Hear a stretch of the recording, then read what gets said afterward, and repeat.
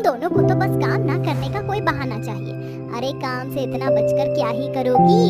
क्या तुम्हें घर की ये हालत दिखाई नहीं देती? माँ, आप ऐसा क्यों कहती हो? हम घर की सारी साफ सफाई करते तो हैं। माँ जी, मैंने सुबह ही तो पूरे घर की साफ सफाई की थी, लेकिन आप कह रही हो कि ये गंदा है। आपको ये कहाँ से गंदा दिख रहा है? बस बस बस, बहुत हुआ। मेरे साथ बहस करने की सोचना भी मत, नहीं तो अच्छा नहीं होगा। जो कहा है उसे चुपचाप करो। दोनों बहू सर हिलाकर उसे हाँ कर देती हैं, जिसके बाद शकुंतला वहाँ से चली जाती है। उसके जाने के बाद रेखा और अनु दोनों मिलकर घर की दोबारा से साफ सफाई करती हैं और साफ सफाई करते हुए एक दूसरे से कहती हैं, जब देखो हमारे ऊपर ऐसे अत्याचार करती रहती है। अरे इनकी 3 अंग्रेजन बहू भी तो हैं, उन्हें हमारी सास क्यों कुछ नहीं कहती है? कहा तो तुमने बिल्कुल सही है, लेकिन तुम ही बताओ, क्या हम दोनों उनके मुकाबले हैं? एक तो हम दोनों की काली कलूटी सूरत है और ऊपर से हम गरीब परिवार से हैं और दहेज में कुछ भी नहीं लेकर आई हैं। हमारी तीनों देवरानियां दहेज में दुनिया भर का सामान लेकर आई हैं, लेकिन हम इस घर की बड़ी बहू हैं। माँ जी हमारे साथ ऐसा क्यों करती है? मुझे ये बात समझ नहीं आती। अरे क्या फायदा ऐसे रोने से? देखो, हमारा इस घर के अलावा और कोई गुजारा नहीं है। हम कहीं नहीं जा सकते, हमें अपनी सास को बर्दाश्त करना ही होगा। ऐसा कहकर वो चुपचाप दोनों बड़ी बहू घर के सारे काम करती रहती हैं। वहीं उन दोनों की तीनों अंग्रेजन जेठानी अपने अपने कमरों में आराम कर रही होती हैं। तभी शकुंतला आवाज लगाकर अपनी तीनों अंग्रेजन बहुओं को बुलाती है। अरे अलीना, सोफिया, मैडी, कहाँ हो तुम? जल्दी से यहाँ पर आओ। शकुंतला के बुलाने पर अपनी तीनों अंग्रेजन बहू उसके कमरे में आ जाती हैं और कहती हैं, क्या हुआ सासू माँ, आपने हमें क्यों बुलाया है? हम तीनों आराम से अपने कमरों में आराम कर रही थी, आपने हमारा आराम खराब कर दिया। अब कुछ बोलोगी भी? हाँ हाँ बताइए ना सासू माँ, क्यों बुलाया है आपने हमें यहाँ? तीनों को एक एक पॉली बैग देती है और वो कहती है, आज बनारसी साड़ी वाले के पास गई थी, वहाँ मुझे ये 3 साड़ियाँ पसंद आई तो मैंने सोचा कि तुम्हारे लिए ले लो। वैसे भी तुम इन छोटे छोटे कपड़ों में घर के अंदर यहाँ से वहाँ घूमती रहती हो। आजकल बाहर वाले मुझे कुछ ज्यादा ही ताने कसने लगे हैं। आप कहना क्या चाहती हैं कि आपके कहने पर मैं और ये दोनों भी ये साड़ी पहने? इसका मतलब आप हमारे पहनावे पर रोक टोक करना चाहती हैं? ऐसा नहीं है बहू, मैं तो बस ये चाहती हूँ कि सभी को लगे कि मेरी अंग्रेजन बहू बहुत सुंदर और समझदार और संस्कारी भी है। अपनी सास के मुंह से अपनी तारीफ सुनकर वो तीनों खुश हो जाती हैं और साड़ी लेकर अपने कमरों में चली जाती हैं। जिसके बाद शकुंतला रसोई में जाती है और अपनी तीनों अंग्रेजन बहुओं के लिए फ्रिज के अंदर से फल निकाल कर काटना शुरू कर देती है। मेरी प्यारी प्यारी सुंदर बहुओं को मेरे हाथ की फ्रूट चाट बहुत पसंद आएगी। मैं उनके लिए बनाकर उन्हें देकर आती हूँ। पता नहीं उन्होंने सुबह से कुछ खाया है या नहीं। शकुंतला फटाफट चाट बनाती है और अपनी तीनों अंग्रेजन बहुओं को दे देती है। ऐसे ही वो हर थोड़ी देर में अपनी तीनों बहुओं के लिए कुछ न कुछ करती ही रहती है, लेकिन इस बात का उसकी तीनों अंग्रेजन बहू फायदा उठाने लगती हैं।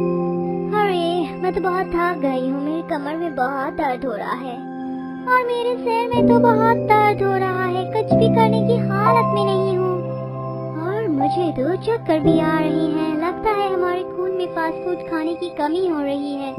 माँ जी, आप हमारे खून की कमी पूरी कर दोगी? तुम तीनों कहना क्या चाहती हो? हम तो बस इतना कह रहे हैं कि आप हमारे लिए बाहर से कुछ मंगवा दीजिए ताकि हमारे खून में ये हो रही कमी खत्म हो जाए। मेरी प्यारी बहुओं को बाहर के खाने की इच्छा हो रही है। कोई बात नहीं, मैं तुम्हारे लिए अभी बाहर से कुछ मंगवा देती हूँ। शकुंतला अपना फोन उठाती है और जोमेटो से मोमोज, चाउमीन और चिली पटेटो ऑर्डर कर देती है। देखते ही देखते एक के बाद एक ऑर्डर आना शुरू हो जाता है। जैसे पहले डोमिनोज पिज्जा आता है, उसके बाद चिली पटेटो आते हैं और उसके बाद मोमोज आ जाते हैं। वाह क्या बात है माँ जी, बहुत स्वादिष्ट है, आपने तो हमारा दिल ही खुश कर दिया। हाँ हाँ सासू मॉम, ये तो बहुत ही स्वादिष्ट है, खाकर आनंद आ रहा है। लगता है अब हमारे खून में फास्ट फूड की कमी धीरे धीरे कम होने लगी। पेट भर कर सारा फास्ट फूड खाने के बाद वो तीनों अपने कमरे में जाने लगती हैं। आज तो हम तीनों ने मिलकर सासू माँ का उल्लू बना दिया। बस अब तो ऐसे ही चलता रहे, मजा आ जाएगा। देखते ही देखते ऐसा चलता रहता है।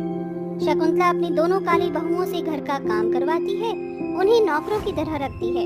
वहीं दूसरी तरफ वो अपनी अंग्रेजन बहुओं को रानी बनाकर रखती है जिसके चलते उसकी तीनों अंग्रेजन बहू बैठे बैठे खाने से बहुत मोटी और भद्दी हो जाती हैं, जिसकी वजह से गांव के लोग शकुंतला से कहते हैं, हे भगवान, जितनी मेरी 2 बहुओं के अंदर वजन है उतना वजन तो तेरी एक बहू के अंदर होगा। अरे ऐसे क्या खिलाती है अपनी बहुओं को जो तूने बिल्कुल सांड जैसी फुला रखी है।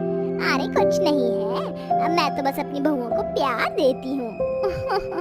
शकुंतला बहन, इतना प्यार भी नहीं रहना चाहिए कि बहू घर ही घर में खा खा कर सांड हो जाए। और तुम्हें देखो जरा कितनी पतली दुबली हो रही हो।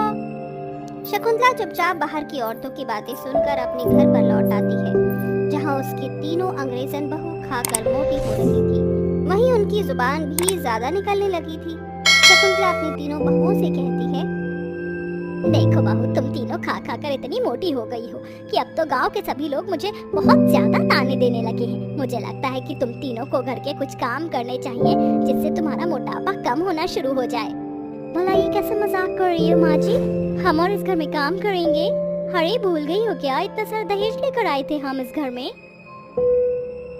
मुझे तो लगता है कि आप हमें इस घर में नौकरानी बनाना चाहती हो।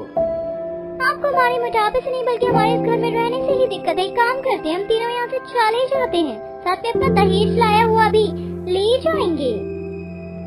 ये सुनते ही शकुंतला चुप रह जाती है और कुछ नहीं कह पाती, जिसके बाद वो चुपचाप अपने कमरे में जाकर परेशान होते हुए खुद से कहती है, ये सब मेरी ही गलती है। मैंने अपनी दोनों बहुओं के साथ अत्याचार किया और इन निठल्ली और कामचोर बहू को सर पर बिठा कर रखा, सिर्फ एक इसी वजह से क्योंकि ये खूब सारा दहेज लेकर आई। ये मैंने अच्छा नहीं किया। ये सब रेखा और अनु सुन लेती हैं, जिसके बाद वे दोनों अपनी सास के पास आती हैं और कहती हैं, सब कुछ ठीक हो सकता है माँ जी, अगर आप चाहोगी तो।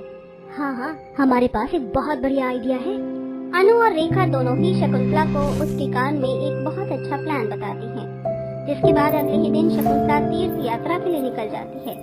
उसके जाने के बाद अनु और रेखा दोनों घर के काम में काम चोरी करने लगती हैं, जैसे बीमारी का बहाना लगाकर कमरे से बाहर न निकलना और कोई भी काम न करना। जब से माँ जी गई हैं, दोनों ने तो कोई भी काम को हाथ नहीं लगाया। मुझे तो बहुत जोर से भूख लगी है। हे गॉड, जरा देखो तो सही कितना गंदा हो रहा है हमारा घर, लेकिन वो दोनों तो बीमार हैं। अब हमें ही घर का सारा काम करना होगा। सोफिया, मैडी और अलीना तीनों मिलकर घर का काम और खाना बना लेती हैं, क्योंकि उनके पास और कोई रास्ता नहीं था। ऐसे ही कुछ दिन बीत जाते हैं और वो घर के काम करते करते पहले की तरह पतली और फिट एंड फाइन हो जाती हैं। ये कुछ दिनों में ही मैंने घर के कुछ काम करने से ही अपना वजन कम कर लिया और अब देखो मैं तरोताजा महसूस करती हूँ।